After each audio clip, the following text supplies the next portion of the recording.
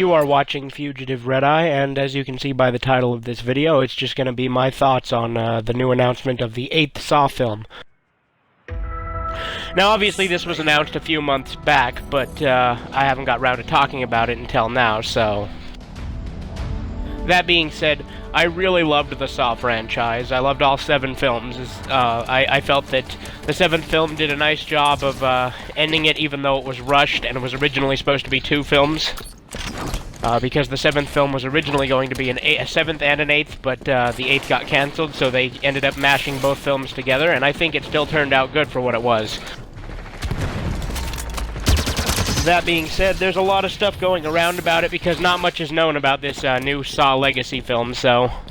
That being said, I'm just going to talk about my thoughts on it, what it should be, what it could be, and a variety of things. There will be definitely some spoilers in this video, so if you haven't seen the Saw films, I recommend watching them beforehand. Now, of course, this is all my personal thoughts. Obviously, you might have thoughts that differ. Now, there was a fan theory going around a few years back, saying that Adam and Amanda were both alive. I thought they were both bullshit, but after watching their videos, I actually thought, you know what, they kind of make sense, because the Saw films don't have a lot of inconsistencies. In fact, I can't think of any, really, except for this one. They, made a big deal of mentioning that, to tie the shackle around Adam's left leg.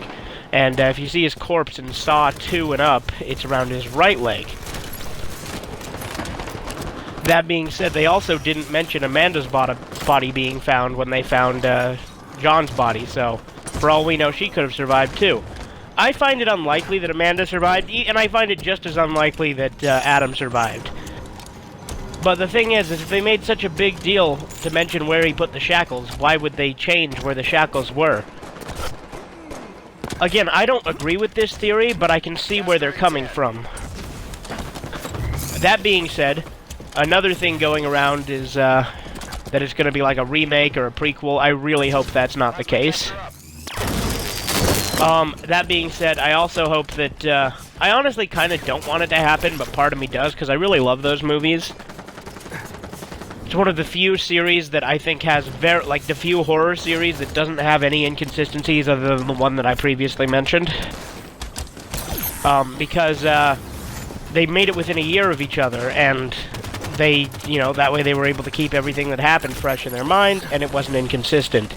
That being said, yearly releases usually aren't good for movies, but with Saw, I think they actually did really well.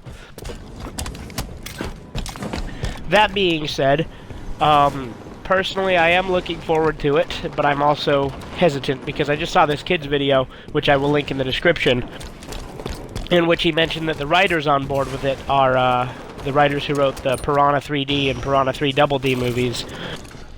He also mentions that they were going to put in dark comedy. Now, I don't know if this is true or not, because I'm just basing this solely on this kid's video, but this kid was a huge Saw fan from what I saw, and he seemed to know what he was talking about. Then again, like I said, none of this is well researched, and the film itself is still in development, so there's no way to know for sure.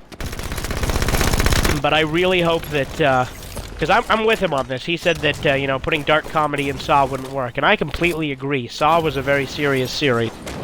It's my favorite, or second favorite, rather, serial killer franchise, with Psycho being the first. That being said, I don't really consider either of them to be horror films, other than maybe the first Saw a little bit as a psychological horror, but I consider Saw to be more of a drama and Psycho to be more of a tragedy. But that being said, I love those films. And I'm super excited for an 8th Saw film, but I honestly think that they're gonna fuck it up. If they would just leave it where it ended, I think that was a great ending. That's one thing I disagree with this kid on. I actually really liked the ending to Saw 7. I'm hoping that Saw 8 is all about Dr. Gordon filling out Jigsaw's legacy, hence the title. That's what I'm really hoping. That would make sense with the title, Saw Legacy, but who's to say?